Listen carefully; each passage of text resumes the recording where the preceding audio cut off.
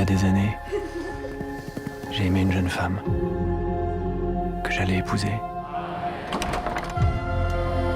Je porte ici un mandat d'arrêt pour le dénommé Edmond Dantès. Si Dantès nous a trahis, alors qu'il est le sort des traîtres. Je suis innocent! J'ai rien fait, je suis innocent! Il vivra. Et pour tout le monde, il sera mort. C'est une extraordinaire histoire de vengeance, en fait. C'est une sorte de... C'est un peu l'ancêtre de Batman, mais un Batman motivé par l'amour. C'est-à-dire, je pense que c'est ça qui fait la grande différence. D'ailleurs, Batman s'est beaucoup inspiré de Monte Cristo. Mais je pense que c'est la grande différence, c'est que c'est d'abord et avant tout une histoire d'amour. Qui êtes-vous? Je suis l'abbé Faria. Edmond, je te porte le plus grand trésor que la terre ait jamais porté. Et je sais où se trouve le trésor. Mais que feras-tu de cette fortune? Feras-tu le bien ou laisseras-tu ton cœur s'emplir de haine? À partir de maintenant, c'est moi qui récompense. Et c'est moi qui punis. Monte Cristo, c'est assez particulier, c'est même particulier dans l'œuvre de Dumas. C'est vraiment construit comme un opéra. Et on avait cet énorme monstre de 1400 pages avec l'obligation de... aussi d'avoir un regard un peu radical sur l'œuvre. C'était technique, on savait qu'on aurait 3 heures au maximum pour raconter l'histoire. Nous, on trouvait qu'il y avait un manque de fresque, il y avait un manque de romanesque. Et c'est aussi un territoire qui a tellement été labouré merveilleusement par les Américains et un peu abandonné depuis une vingtaine d'années. Et nous, comme spectateurs, on était en manque de ça. Et c'est vrai que les grands sentiments, la manière dont on a abordé la musique avec Jérôme Robottier, le travail avec les acteurs et ce souffle, donc qui est complètement intégré dans l'histoire de Dumas, avec la romance, la vengeance et cette histoire qui se passe sur 20 ans, je pense que c'est beaucoup... c'est ça qui fait palpiter le cœur des gens.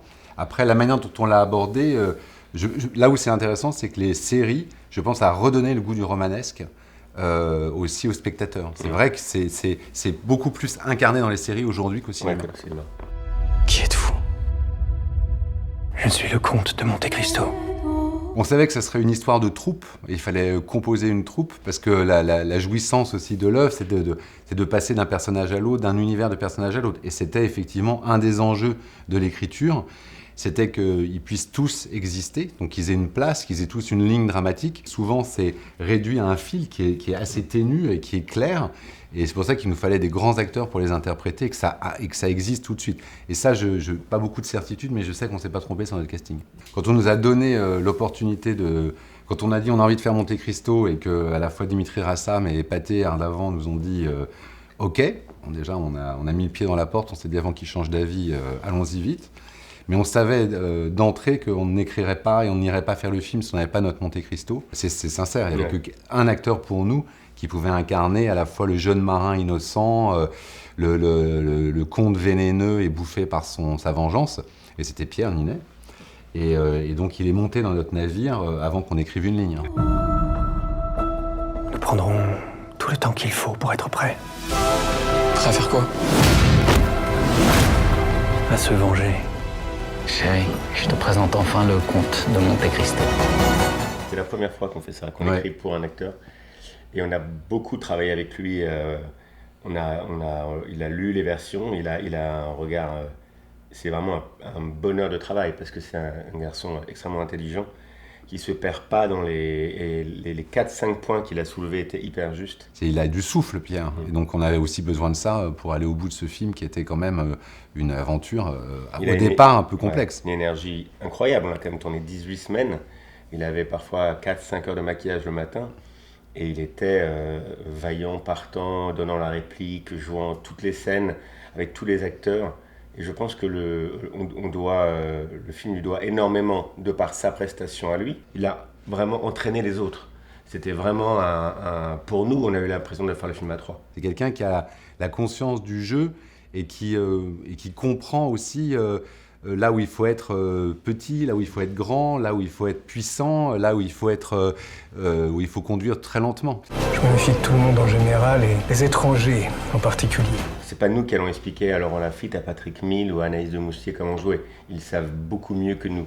La seule chose que nous on peut faire, c'est des questions de rythme, c'est des questions justement de réponse des uns avec les autres. Notre rôle, c'est de les libérer, c'est de faire en sorte qu'ils arrivent sur le plateau, ils se sentent libres ils se sentent, qu'ils aient envie de proposer. Et ça, c'est effectivement une dynamique collective. Nous, on avait envie de faire un film baroque. Et c'est vrai qu'on les a, par contre, vraiment entraînés là-dedans. C'est-à-dire qu'on a eu envie qu'ils se sentent... parce que c'est aussi une histoire de théâtre. Et je me souviens, quand il y a des acteurs qui nous disaient « Mais est-ce que j'ai le droit de pleurer ?» Et on leur a dit « Mais pleurez, allez-y, criez, pleurez, sortez. Ouais. » Et je pense qu'il y a un élan dans le film qui est lié à cette... il y avait un côté très libératoire dans le travail de tout le monde. Il y avait ce plaisir-là où on se disait tous les jours, on va y aller à fond, quoi. C'est impressionnant quand tu arrives sur un plateau avec 100 personnes, des camions, c'est des grosses machines quand même, c'est des gros cirques. Et j'ai envie de dire, déniaisé sur le plateau des Mousquetaires, on y est allé régulièrement et on s'est dit avec Alexandre, on a une obsession, c'est ne pas se faire manger par la machine. Il ne faut pas qu'on se laisse avaler par justement le côté énorme. Notre obsession, ça doit être les personnages. Et notre obsession était de créer une ambiance de jeu où ils s'amusent, où ils ne sont eux-mêmes pas intimidés par ça. Et c'est vrai c'était notre crainte, on en a énormément parlé, mais on en a aussi parlé beaucoup avec Nicolas Bolduc, notre chef opérateur. C'est qu'on a vraiment travaillé avant tout autour des personnages et des émotions. Parce qu'on avait envie de faire une fresque, mais aussi comme spectateur, on voit bien dans les films qu'on garde au cœur, qui sont des fresques énormes, ce sont très souvent des choses intimes à l'intérieur de ça. C'est-à-dire qu'il faut faire corps avec les personnages, sinon rien ne marche. On savait de toute façon que le cadre grandiose, le théâtre de Monte Cristo, tout cet imaginaire, il était là. Et à l'intérieur de ça, il fallait trouver que toujours il y a un point de vue qui soit un point de vue humain pour que les choses résonnent. Donc ça, c'était au cœur de vraiment toutes nos discussions. Je saurai qui est ce monsieur Monte Cristo. D'où il vient. Où il va. Vous n'avez donc aucune pitié. On travaillait avec Thierry Lelêtre au costume, par exemple. C'était quelque chose d'obsessionnel. On leur disait à tous, on ne fait pas une reconstitution historique. C'est pas le but. Le but, c'est de faire un 19e fantasmé. Et il faut que dans les costumes, ils ne se sentent pas engoncés, les personnages. Il faut qu'ils jouent, il faut qu'on se sente vivant. Et Thierry a fait un boulot extraordinaire. Il a, par exemple, utilisé des matières qu'il n'y avait pas à l'époque, mais dans les formes de l'époque, si bien que les acteurs avaient des tenues plus souples. Oui, beaucoup de jeans, par exemple. Beaucoup de jeans, par exemple, teint. Et donc les acteurs étaient très à l'aise dans leurs vêtements. Et donc du coup, on n'a pas l'impression qu'on est au musée, que tout d'un coup, tout est figé comme ça. On a fait un énorme travail aussi avec notre chef décorateur pour donner du grandiose, pour y aller en fait. Et c'est vrai que ça aussi, ça aide les acteurs. C'est-à-dire que même nous, quand tout d'un coup, tu arrives sur un décor magnifique et tu as des costumes qui sont sublimes, t'as déjà fait la moitié du boulot quand même. Vous aussi, vous êtes prêt à me sacrifier pour votre vengeance? Ce n'est pas de la vengeance, c'est de la justice. Ça a vraiment été une préparation très très dure, très dure la préparation. Mais le tournage a été extraordinaire. Et quand on a terminé le film, on a trouvé le film bien. Ouais. Ça paraît en fait, idiot de dire ça, mais on était très contents. Quand on a terminé le film avant Cannes, et c'est là où j'ai le seul moment où j'ai eu vraiment peur.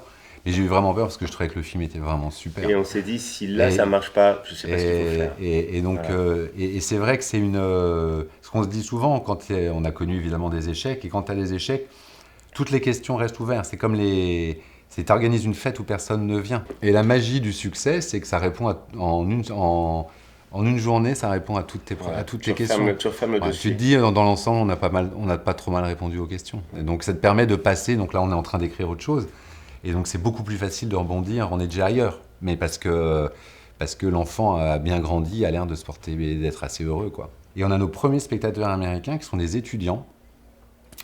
Donc ils ont entre 15 et 17 ans, je dirais, dans l'ensemble. Ouais. Et je pense qu'ils ont vu très peu de films étrangers, très peu de films de 3 heures en costume avec des sous-titres.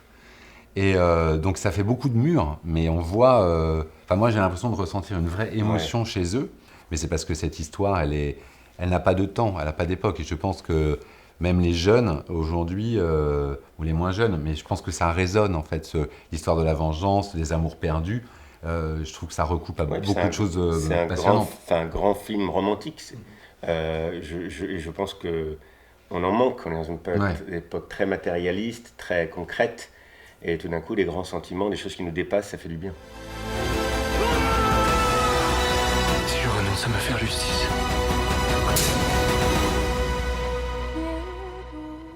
c'est la seule force qui me tient en vie.